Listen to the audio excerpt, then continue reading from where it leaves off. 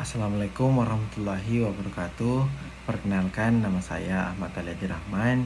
Di sini saya akan menceritakan pengalaman saya atau learning journal saya hari ini, yang dimana di sini pada hari ini saya dan teman-teman melaksanakan bintal yang diadakan oleh BPK, yang dimana adapun tujuan materi atau tujuan bintal hari ini yaitu yang pertama internalisasi hukum salat, sedangkan yang kedua ihsan dalam praktek mengerjakan salat.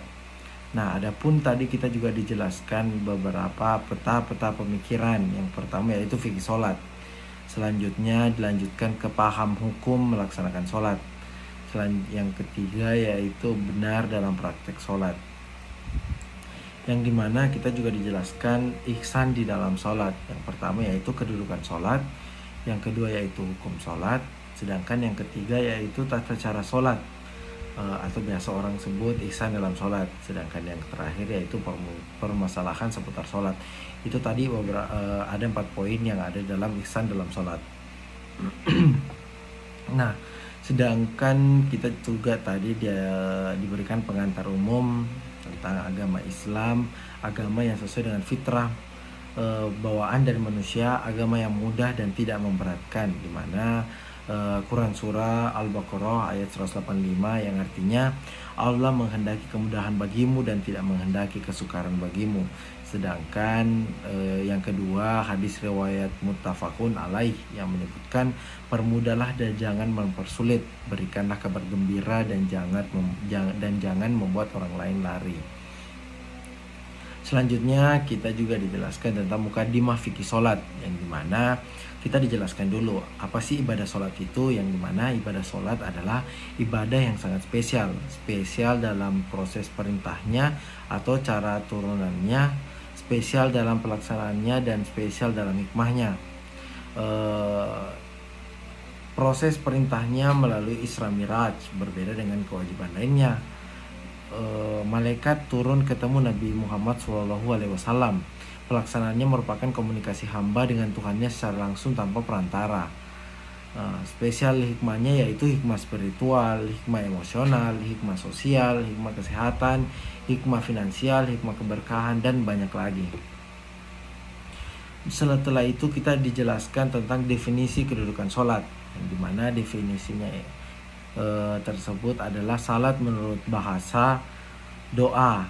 Salat menurut istilah adalah beribadah kepada Allah Subhanahu wa taala melalui perkataan dan perbuatan tertentu, dimulai dengan takbir dan diakhiri dengan salam.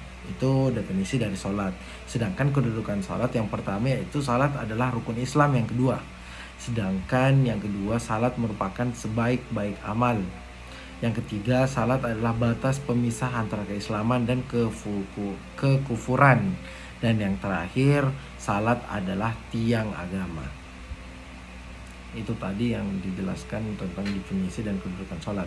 Nah, selanjutnya itu kita juga dijelaskan tentang hukum melaksanakan salat, di mana Quran surah Al-Baqarah ayat 43 menyatakan, dan dirikanlah salat, tunaikanlah zakat, dan rukuklah beserta orang-orang yang rukuk. Itu sedangkan menurut hadis riwayat muttafaqun alaihi, Rasulullah SAW bersabda, Islam dibangun di atas 5 perkara, yaitu syahadat bahwasanya tiada zat yang berhak disembah kecuali Allah dan Muhammad adalah utusannya, mendirikan sholat, menunaikan zakat, melaksanakan haji ke Baitullah, dan berpuasa di bulan Ramadan, yang seperti yang kita lakukan di bulan ini. Setelah itu kita juga dijelaskan tentang keutamaan salat.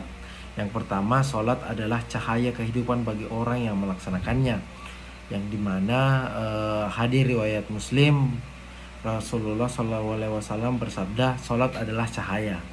Sedangkan yang kedua itu salat jalan ke surga, yang dimana juga dijelaskan hadis riwayat Muslim, Rasulullah SAW bersabda kepada Rabi'ah bin Ka'ab ketika ia meminta agar dapat menemani Rasulullah SAW di surga, bantulah aku dengan engkau memperbanyak sujud kepada Allah.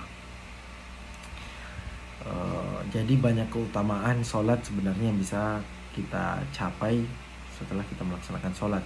Dan kita juga dijelaskan tentang tata cara sholat, dan juga kita juga kayak ada beberapa permasalahan, kita juga dijelaskan tentang permasalahan-permasalahan seputar sholat. Contohnya yaitu pandangan menghadap tempat sujud kita sholat. Itu ada beberapa permasalahan. Nah, jadi kita juga dapat menyimpulkan ibadah yang pertama yaitu ibadah sholat adalah rukun Islam kedua yang harus dilaksanakan oleh setiap muslim yang sudah balik dan berakal. Sedangkan yang kedua, haram meninggalkan sholat 5 waktu dengan alasan apapun. Sedangkan yang ketiga, fadilah atau keutamaan sholat 5 waktu berjamaah sangat besar, yang mana dijelaskan salatlah di belakang imam dengan rajin sebelum akhirnya kita sholat di depan imam meninggal dunia dan disolatkan.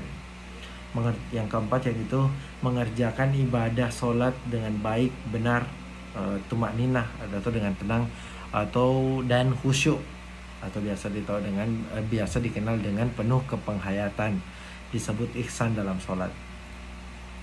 Mungkin itu saja learning journal saya pada hari ini. Lebih dan kurangnya mohon dimaafkan. Wassalamualaikum warahmatullahi wabarakatuh.